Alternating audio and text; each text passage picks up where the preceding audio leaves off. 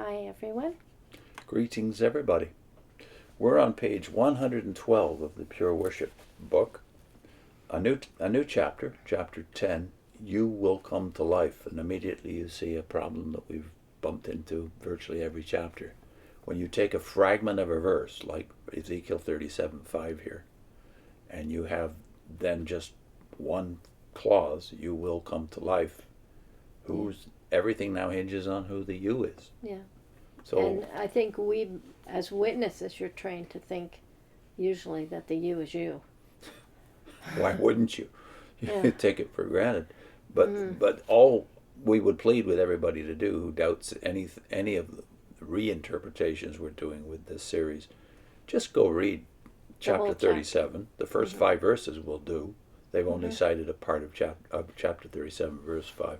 Read the previous chapter, because the flow from chapter 36 through 39 is very continuous. This is one great advantage of the latter chapters of Ezekiel, is they're in a straight line chronologically in terms of what comes after what. We're going to read 5 paragraphs here, the first 5 paragraphs of the chapter. Okay. How the mood among the Jews in Babylon has changed. For some 5 years, Ezekiel hammered at their armor of false hopes, but his efforts barely made a dent. No matter what signs he acted out, what illustrations he spoke, what messages he proclaimed, the exiles refused to believe that Jehovah would allow Jerusalem to be destroyed. Even when they learned that the city had come under siege by the Babylonian army, they were still confident that its inhabitants would be safe. But now, 2 years after the start of the siege, a refugee from Jerusalem has just arrived in Babylon, bringing the report: the city has been struck down. The news devastates the exiles. They struggle to grasp its significance. The beloved city, the holy temple, the cherished land, all gone. Their long-held hope gives way to despair. However, at this moment of desperation, Ezekiel receives a powerful vision of hope. What message does the vision contain for the shattered exiles? How does this vision relate to God's people today, and how can we personally benefit from it? To find out, let's examine what Jehovah reveals to Ezekiel. So I see a problem in that last paragraph. Again, same problem. How does this relate to God's people today? And who are God's people? You think it's you. And how can you personally benefit from it? It's always self-centered. Yeah, there's only one way to cure that, of course, which is to read the text and believe what it says. They go on in another subheading, prophesy over these bones and prophesy to the wind. Now the title is significant in that it is now assumed that Ezekiel is a prophet. And that's all important when you come to examining who claimed to be a prophet today, who claimed to be the only prophet today that served God. So they suggest we read Ezekiel 37, 1-10, but then they summarize it here. So there's really no point in reading it, since they're actually distilling the part they think is significant. There's really nothing in the text that contradicts anything here. So let's read their interpretation of it anyway. Prophesy over these bones and prophesy to the wind. In a vision, Ezekiel is set down to a valley plain that is covered with bones. Set down in a valley plain that is covered with bones. As if to make sure that Ezekiel felt the full impact of the vision, Jehovah ordered the prophet to pass all around those widely scattered bones. As Ezekiel walked on the valley plain, 2 things about the bones especially stood out to him: their number and their condition. There were very many, he observed, and they were dry, very dry. Then Jehovah gave Ezekiel 2 commands that would set in motion a progressive restoration. The first command was, prophesy over these bones, telling them to come to life. As soon as Ezekiel prophesied, there was a noise, a rattling sound, and the bones began to come together, after which sinews and flesh came on the bones, and skin covered over them. The second command was, prophesy to the wind, telling it to blow upon the bodies. When Ezekiel prophesied, breath came into them, and they began to live and stand on their feet, an extremely large army. Well, we know what the Watchtower does that, and talks about their growth in the last days, etc. But again, read the text and you'll find out this is not at all what the whole chapter is talking about. No, the word wind can be translated breath, right? Yeah.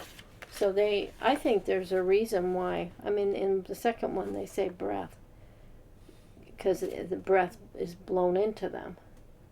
But I don't know. Maybe I'm very cynical. But I think the emphasis on doing both words, wind first, is because when they think of Holy Spirit, they think wind, active force. A thing. Yeah, they don't think personal. That's Breath right. gives you the idea of personal. Well, of course, there's a much larger problem. It's not just how you view the Holy Spirit. Is who do you think's fulfilling this? Who are the mighty army that's raised up at the end? And of course, that's them. But then you realize, well, wait a minute now. These 8.5 million people that you call publishers today don't have the Holy Spirit. So the whole vision fails on that count. It can't be fulfilled in you because your life doesn't come from the Holy Spirit. Your life comes from faithful submission to those who have the Holy Spirit. This is not at all what the vision's talking about. So they make a parallel in their history. They've made a parallel with Ezekiel the prophet, and the first Russell was called the voice. Ezekiel. He was called the modern Ezekiel. Yeah. The voice of Jehovah. So from the beginning, you have made an analogy between that Ezekiel, who is prophesying, and Russell and his successors. And Russell did prophesy. He gave lots of dates. And the modern organizations followed his example in setting dates. But they're very hesitant to claim to be a prophet, except when you push the issue, and then they do push back. They will call themselves the Ezekiel class. What is that but a claim to be a prophet? And in fact, the only prophet. Whereas, let's say in Ezekiel's day, there were two major prophets who were contemporaries of Ezekiel. So he was not alone serving Jehovah. There were four minor prophets, at least, whose life overlapped Ezekiel's. So again, it's this idea of a unique prophetic mission is what a cult claims. It's certainly not what a real prophet claims, to be the only spokesman of Jehovah.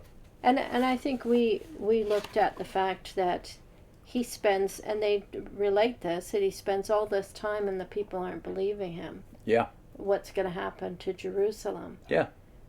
But he proves to be correct. Yeah, the first 24 chapters, so a full half of the 48 chapters in the book, are spent repeating over and over again what's going to happen to Jerusalem. Why? Yeah. To us it seems like just empty repetition, but they're not believing. So all of these signs he does, and all of these little dramas he does, and all of the repeated messages from the Lord, and don't forget he was told to shut up except when the Lord spoke to him. Yeah. So then, is that your history? Yeah. There's really no analogy between Ezekiel and the so-called Ezekiel class. Yeah. So when we leap over to chapter 37, the latter chapters of the book, we realize he's got a track record of fulfilled prophecy. He's a time-tested, true prophet. Yeah. So you could test because his pronouncements were time-sensitive. That's right. They all came true within his lifetime. And the lifetime of most of the people he was serving in Babylon. So that's the pattern with the prophets in the Old Testament. Some of their prophecies have to immediately come true. That is within the lifetime of the people who hear them, in order for them to grant that he has a prophetic credibility. And then the prophecies after that are the hope. Yeah. The future. The future. The hope. But they can believe him because he's already proved himself. That's true. So that happened with Isaiah. That happened with Jeremiah. Some of his prophecies had to come true. Jeremiah, for instance, had the famous prophecy of the 70 years. So why was Jeremiah finally canonized and put into the Old Testament?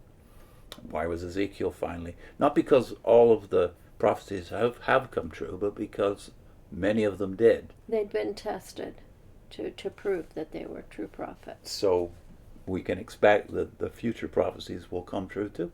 Yeah. The second half of Ezekiel. And then we have other examples in Scripture Yeah. of prophets, and it's the same thing that happens to them. They get tested Within their lifetime. for whether or not they're truthful. Right. And Russell and Rutherford and Fred Franz were all tested within their lifetime and proved to be false. Yeah. So the message, the parallel that impressed you the most, and I think me too, was the one in Samuel, though, where we have right at the beginning of the prophetic period, from David, Samuel onward, we have right at the beginning the test of a true prophet. Yeah. So after calling Samuel and him being a prophet, 1 Samuel chapter 3 ends with this note: Thus Samuel grew, and the Lord was with him, and let none of his words fail. And all Israel, from Dan even to Beersheba, knew that Samuel was confirmed as a prophet of the Lord. He'd been tested, and his words came true. Yes, so all Israel knows by the fulfillment of prophecies that Samuel made within his own lifetime. And then I'd like to add verse 21, the last verse of the chapter, which I don't remember thinking about back in the day when the first two verses you read meant a lot to us in testing the Watchtower's claims, right? But the very last verse says, and the Lord, that is Yahweh, appeared again at Shiloh. For Yahweh, the Lord, revealed himself to Samuel at Shiloh by the word of the Lord. And if you look it up in the Silver Sword of the Watchtower, it's just as clear in there. The Lord would appear by the word of the Lord repeatedly during the time that Samuel was at Shiloh. And the tabernacle, of course, was there. So you think of the link between appearing and the tabernacle, because the Shekinah glory dwells in that tabernacle from Moses onward, right? And then later dwells in the temple after Solomon constructs it. So there's what kind of appearance, we don't know, whether it's just a bright shining light or a human appearance, as it usually tends to be in the book of Genesis.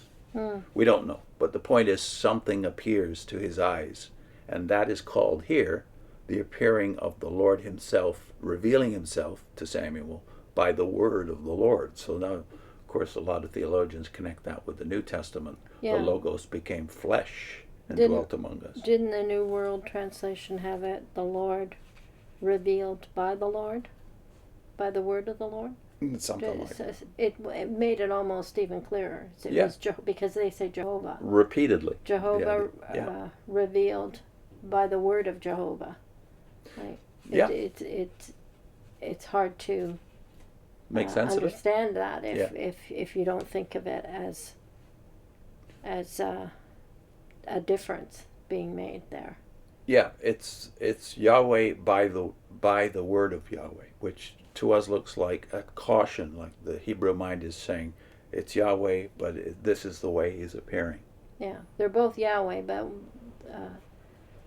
a difference. There's a difference there. Yeah, so it's like a double knot. It's not Yahweh. It is Yahweh, but it's at the same time not the glory of Yahweh in his fullness. Obviously, that cannot be seen. Which couldn't be handled by a human. Yeah, indeed. Right. So what are our links? First link is the Watchtower self-condemned, unlike Samuel. Words go unfulfilled in the Watchtower. That's based on a video you were doing with Gruss. I don't know if I say his name right. Gruss. And the second one is JW org won't submit to the Daniel test. Because here's another prophet that proves himself to be true. That Daniel playlist, we won't put it on this time, but if you want, check it out, because this is part of that Daniel playlist, and you realize you know these stories, but you don't think about their application to your organization. That Daniel had to submit to a test, actually 2 tests, didn't he? See if the Watchtower measures up to the Daniel test. Okay. See ya.